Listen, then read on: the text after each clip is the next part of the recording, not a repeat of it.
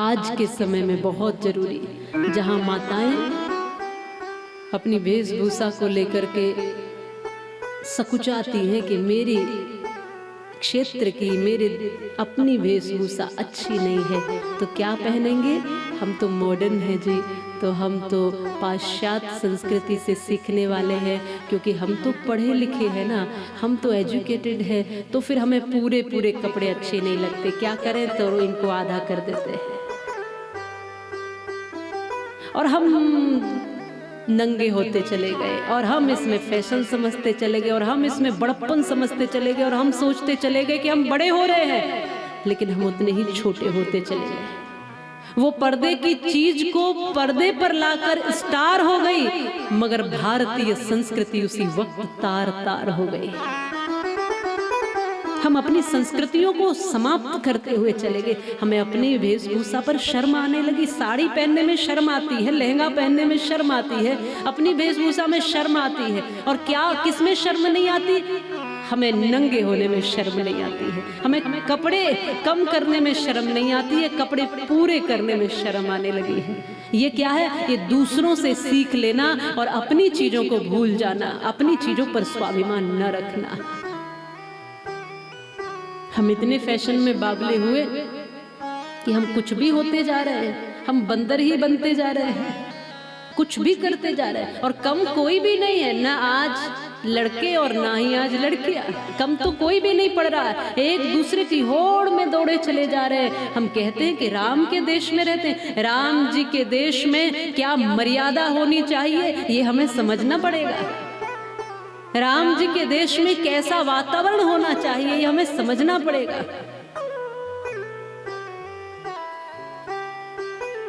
राम राम है, और ये राम जी की चर्चा आज इसीलिए है कि तुम राम जी को धारण कर लो ना, तो सब और व्यवस्थित हो जाएगा जीवन।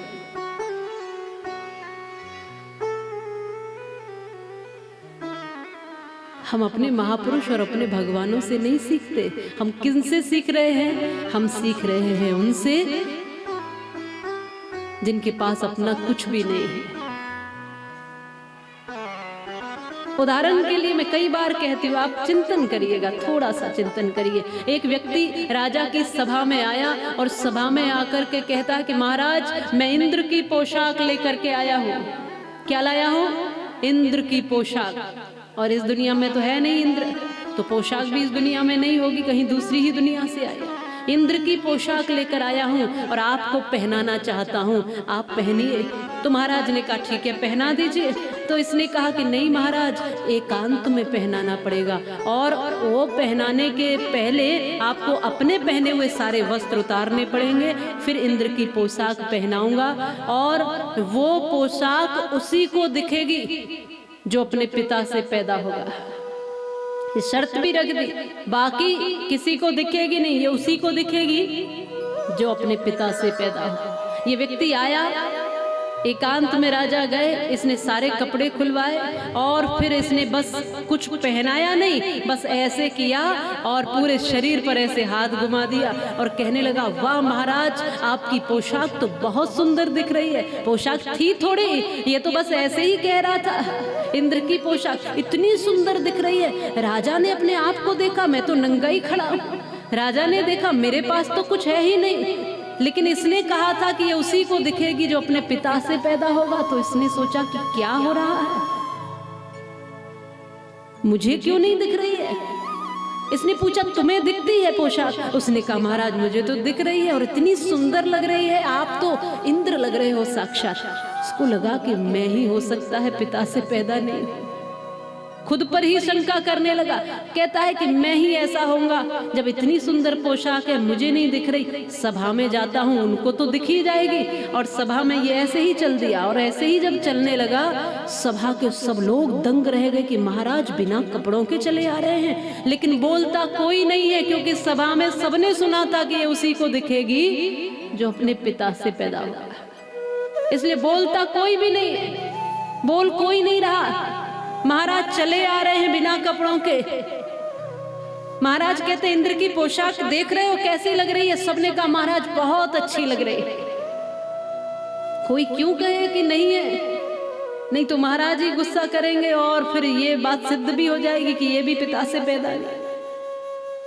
तब सबने एक स्वर में कह दिया कि महाराज ऐसी पोशाक तो आज तक हमने आपके पास नहीं देखी है, बहुत सुंदर लग रही है। अब इसको लगा कि इतनी सुंदर पोशाक है, जब सबको दिख रही है मुझे ही नहीं दिख रही, तो थोड़ा रानी को भी दिखा लिया जाए। इतनी सुंदर पोशाक है, वो भी खुश हो जाएगी। अब ये महलों की तरफ गया तो सारी दासियां और सब बाकी की महिलाएं भाग निकली कि महाराज को क्या हुआ है, बिना कपड़ों के दौड़े आ रहे हैं। जब ये पहुंचा रानी के पास और इसने कहा कि तुमने देखा मैंने इंद्र की पोशाक पहन रखी है, मैं कितना सुंदर लग रहा हूं। रानी ने कहा कि तुमने तो कुछ नहीं पहन रखा, बिना कपड़ों के खड़े हुए हो। राजा ने कहा कि आज पता चल गया तू भी अपने पिता से पैदा नहीं,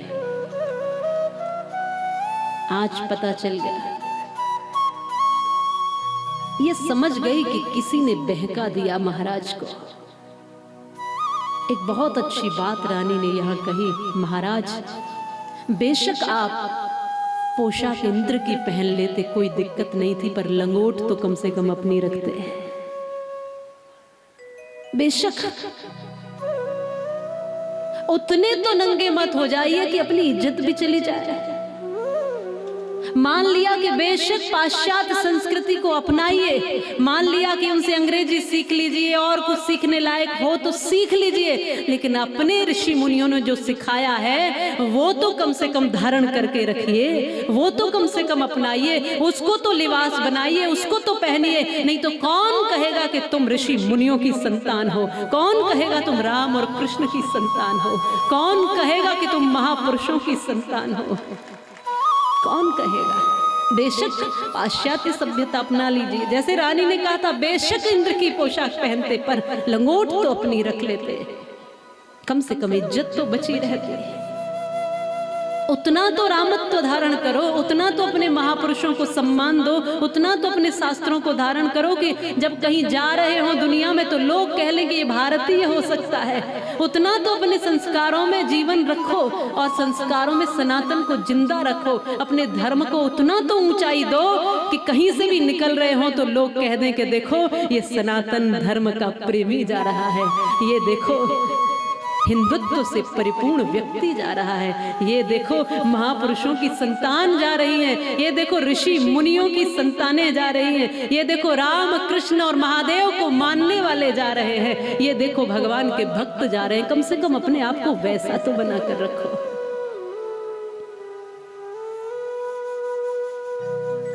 पर हम सब छोड़ते चले गए अपना, हमको ना भाषा अच्छी लगती, भाषा में भी देखो जो सिखाए जा रहे हैं अंग्रेजी अपने बच्चों को, अच्छी बात है अंग्रेजी तो सिखाओ, पर इनको अंग्रेज तो मत बनाओ। भाषा है तो भाषा को भाषा के ही तरीके से रखो, भाषा तक रहे तो ठीक बात है, लेकिन दूसरी भाषा सीखने के चक्कर में अपनी मातृभाषा भूल जाओ, ये तो ठीक नहीं है। अपनी भाषा, अपनी वेशभूषा, अपनी संस्कृति, अपने संस्कार, अपने तौर तरीके, अपनी जीवन शैली, अपना खान पान सब याद रखिए, फिर तुम कह सकते हो कि हम राम की मानने वाले हैं, फिर तुम कह सकते हो।